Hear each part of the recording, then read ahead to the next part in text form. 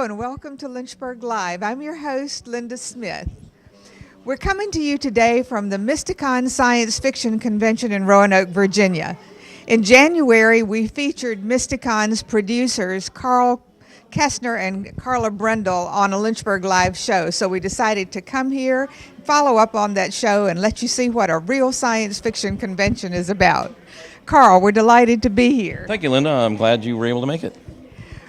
You told me last night you have an astronomical amount of people registered. Tell me how many people we've got. Well, as of last night, we had over 600 guests and paid attendees at the convention. Today, with Sherilyn Kenyon signing and Richard Hatch from Battlestar Galactica, Nikki Klein from Battlestar Galactica, and Ursula Vernon, our artist guest of honor, Bella Morte playing at midnight, we are expecting to draw anywhere from 800 to 1,000 people, maybe more.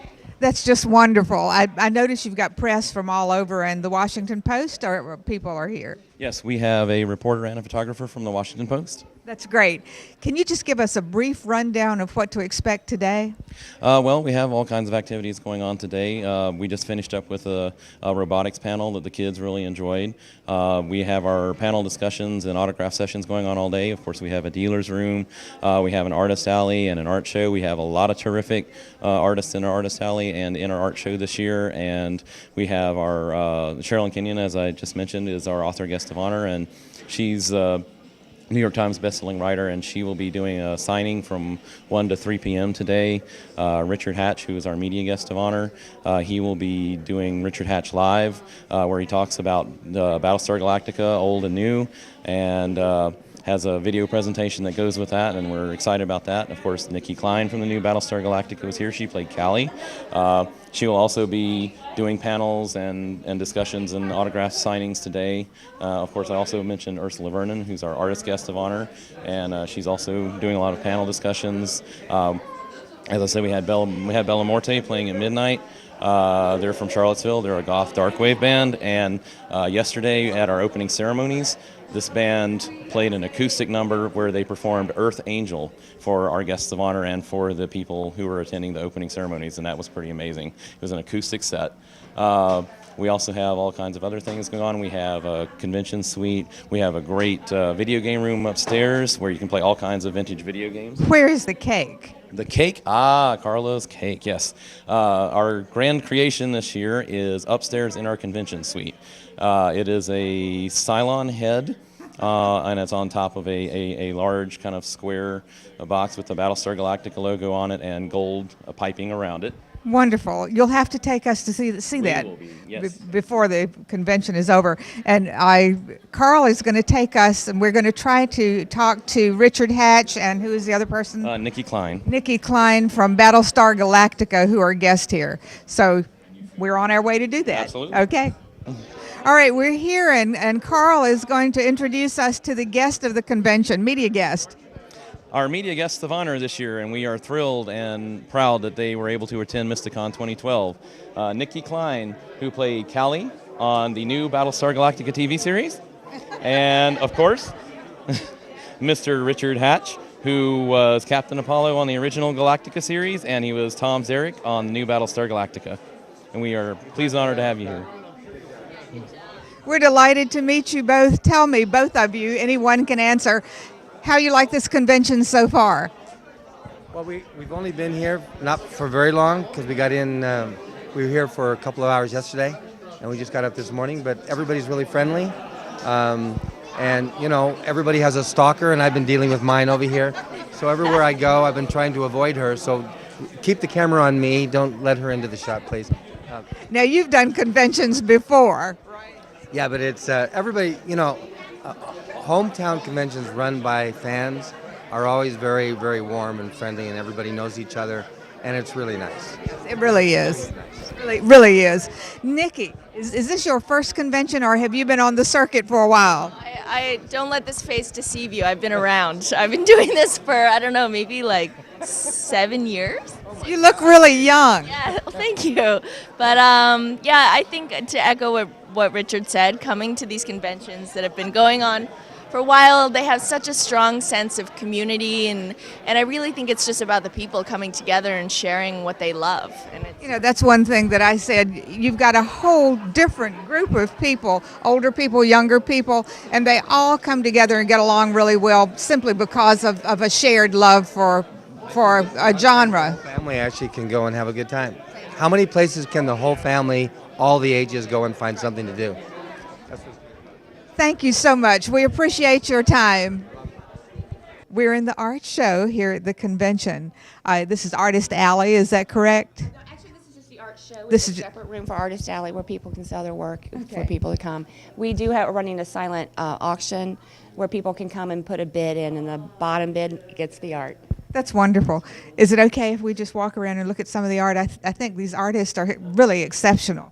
Thank you. Yeah, you're more than welcome to. I think we have a very nice show, a nice range of interests that pull everybody in. And Linda, this is our artist guest of honor for 2012 for Mysticon, Ursula Vernon. And I'll let her tell you all about what she does. Ursula, nice to meet Hey, you. nice to meet you. Yeah, I'm Ursula Vernon, as we said. I'm the author and illustrator of the Dragon Breath series of children's books, and I do a lot of art on the side. And some of which can be viewed in this very art show. Show us some of your work. Oh, well, here. Take us and show us. Yes, this is the sort of thing I do. I paint weird creatures mostly, and small, cute animals, large, scary animals. Sometimes with small, cute animals. It's kind of an ongoing theme. That's. So you're a big animal person. Yes. Well, there are people who I think everything they draw turns out dark and scary, and everything I draw turns out small and cute. So I've just learned to embrace it. That's wonderful. So you're really doing animals that are in a different setting, a different universe, really. Yes. There are a lot of them are sort of anthropomorphic. They wear clothes and have jobs, and carry sticks and wear very large hats and the usual kinds of things. Right. Do you go to conventions every weekend, or do you have a real life, or this is your real life? I'd probably die if I went to conventions every weekend of exhaustion. No, I spend most of my time working on the Dragon Breath books and painting, and I do 5 or 6 cons a year. That's wonderful. It was kind of Mysticon to invite me out. I'm glad to be here. Well, we enjoy your work, and thank you so much. We're here at the display of the USS Farragut, and we're going to get these two fellas to tell us what it is you do. This is Starship Farragut. It's Star Trek now. Instead of Kirk, Spock, and McCoy, it's Captain Carter, Tacken, and Smithfield of the Farragut. It's a different ship, different crew, different adventures, but everything is exactly the way it was almost 50 years ago. Sets, props, costumes, the way the ships were, but it's got an updated feel. But we're trying to make, not a parody, but real new episodes of Star Trek. So we're making our own. I understand that one of the original Star Trek characters' sons is going to be playing a character with you all. Correct. We've got Chris Doohan, Jimmy Doohan's son. We're going to be doing another adventure with the Enterprise crew, and he'll be playing his father's role. That's wonderful. For those of you who don't know, Chris Doohan is James Doohan's son, who was Scotty in the original Star Trek episodes. All right, tell us how you market this. Well, we go to conventions. We put it up on YouTube. It's become quite viral, so we're also word of mouth in terms of how it gets distributed. You know, I've seen some of the things that you do, and if you don't know that you're not the professional people that do this, do Star Trek, you would think that this is a real Star Trek episode with just different characters. I think you all do a wonderful job, and I commend you for what you do. Now, tell me, in real life, what do you do? I work for the federal government, working on computers, and many days and many nights working on that stuff. So. How about you? I work for a federal government contractor. I do business development, marketing, proposals. All right, you've built some huge sets. Where do you store these sets, and where did you build them? Well, we have a studio. It's located in Kingsland, Georgia. It's about 10,000 square feet. It's the only place on planet Earth that has the largest facility of all the Star Trek sets. And Mike manages all the sets and handles set construction, so he can talk further. That's wonderful. Yeah, thank you. Yeah, it's it's a big task. I mean, we've got a great crew down there that go in there, volunteers, and help me build this stuff and get it ready for filming. It's just a wonderful bunch down there. Is this what you do during all of your free time? It seems like that. I go down to Georgia anywhere between 1 and 3 times a month to go down there and help facilitate new designs and new templates going in. And then once I put those things on the paper, the guys go ahead and get it cut out in wood and start fabricating and get it built for me. So I know you've got a huge fan following. I think that's wonderful. Tell us about this winky blinky thing beside us. Well, this particular piece came. It's a reconstruction of the Balance of Terror main console for the Romulan Bridge, which is featured in our next episode. And unfortunately, Star Trek never did anything at right angles, so this was a bear to build. The base, everything is in threes. It's in weird shapes. So, yeah, we don't want to recreate that one again. This is a trailer, I think, for your next production that's coming along.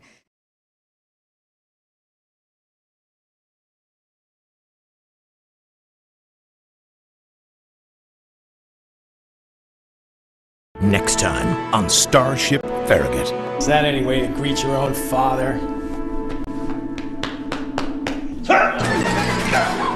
Not the worst I've seen, but not the best.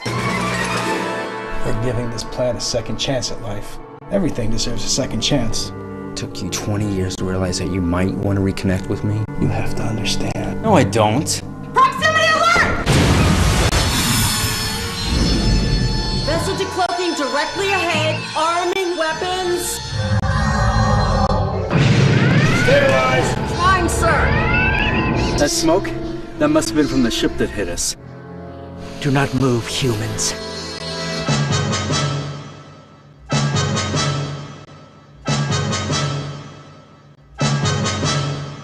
My God!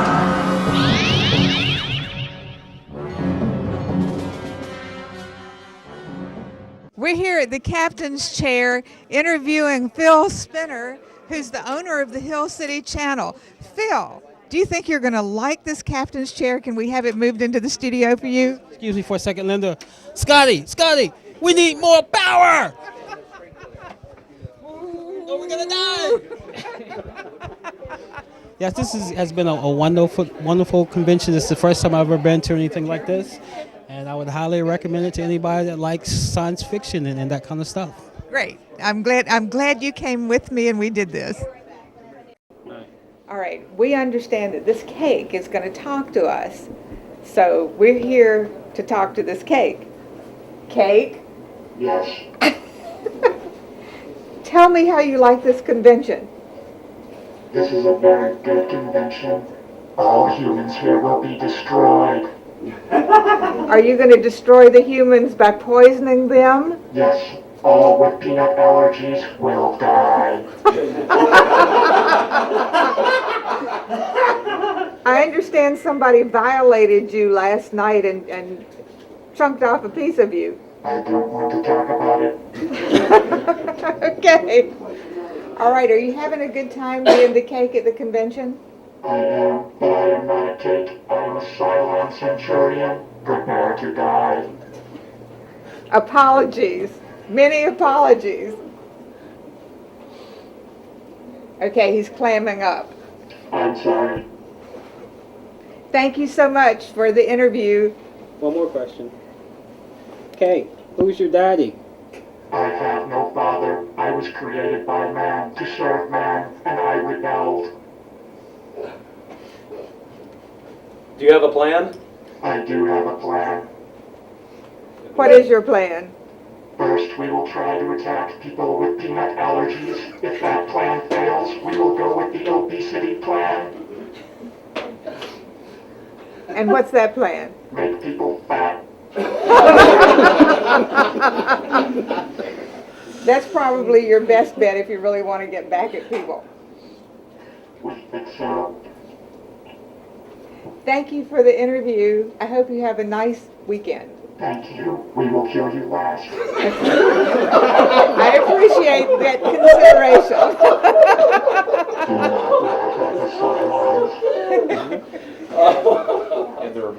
Do you have any more questions you'd like to ask, Bill, of this cake? All right, cake, what are you made out of? I don't know. Cake. He's made out of cake. Chocolate, vanilla, ganache, buttercream. I am constructed of chocolate, buttercream, and something else, she said. I am a Cylon, not a baker. Bill, you have Thank you, Kate. You're welcome. We really appreciate it, and I hope that you will kill my cameraman last as well. We will. Thank you. Keep in mind, I am also delicious. Okay. We will, a delicious murderer. Cylon. Thank you. This is the convention's video gaming room. Gamers come up here and play and just enjoy what they're doing. Tell me your name. I'm Keith Stanley. This is our video game room. We've got both current consoles, Xbox 360, PlayStation 3, etc., as well as classic stuff, including some extremely obscure ones. A lot of people have never even seen this console, much less had a chance to play with it. This is an Emerson Arcadia 2001 system. It was only produced for maybe 6 to 8 months back in the mid-'80s, and we've got about 3/4 of the cartridges that were produced for it available for people to play with. All these games are here for people to try. We have numerous cartridges available for the different systems, numerous games. The whole idea is that people have something they can come in and drop out of. You know, if they're waiting for the next thing that they want to do, they can come in and spend a few minutes without having to just wander around trying to find something interesting. Most of these are set up so multiplayers can play against each other. In case of more popular systems, we have a couple of them out. This is really interesting. How many people would you estimate will come through here during this convention? I'd say at any given time we average half a dozen to a dozen people in here playing. This basically runs from the time we open registration. We close at roughly 2 o'clock in the morning and reopen around 9 or 10 o'clock the next day, again till about 2 o'clock in the morning. It'll run till we close on Sunday afternoon. And you stay pretty full constantly? It comes and goes, you know, depending on what's going on. If there's a particularly popular event going on downstairs, you'll see less people. Different times of day, you know, around mealtime it drops off a bit, but then you'll see a wave pick up as soon as people come back in. But it averages out to probably a half dozen to a dozen most all the time. That's great. I think it's really interesting that you have, at this convention, there's something for everybody, something for everybody's interest. We really tried to do that. We wanted to offer things that, you know, kids would enjoy, things that adults would enjoy, which is one reason we've got some of the older systems. You know, for kids it's something they've never played with, and for adults it's nostalgia. Right. I was going to say, for the old kids, it takes them back to being kids. And we try to do the same thing with our other programming. You know, we offer some programming that is designed for the adult attendees, and some programs that's specifically geared for kids, and the bulk of the programming is aimed at all ages. That's wonderful. Thank you so much. We're here with one of the dealers. You are who? And Area 42 Games, and we're up down here from Sterling, Virginia, and we're trying to demo a lot of games to people, and we're also trying to sell games to people, of course. And we have some independent artist work here that we've done.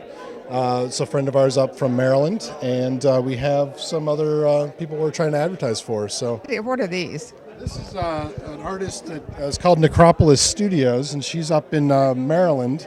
And these are basically clay that she's done over boxes and goggles. As she kind of just did it on a lark, and she found that it was really a good seller. And yep.